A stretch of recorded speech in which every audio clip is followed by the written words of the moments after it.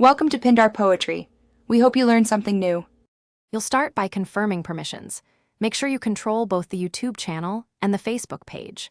Once done, open YouTube Studio and your Facebook page settings simultaneously so you can copy ID and tokens quickly. Next, navigate to YouTube's channel customization and Facebook's page settings. This hands-on step saves time. Make sure your accounts use the same email or linked managers to avoid permission errors later. You're ready to move into connecting the platforms directly.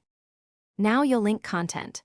For single videos, open the YouTube video, click Share and choose Facebook, then edit the post text and publish.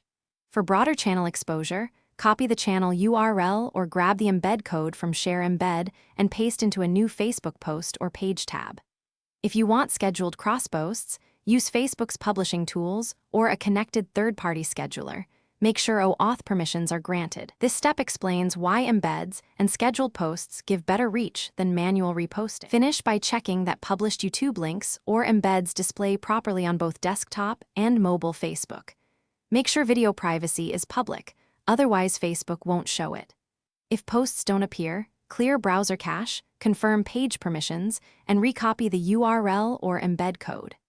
As a troubleshooting tip, if embeds still fail, temporarily make a video public, then revert privacy after confirming the connection. This often resolves access token or scrape issues. You're done. Monitor analytics to refine timing and captions. Thanks for watching. Consider subscribing if we helped you.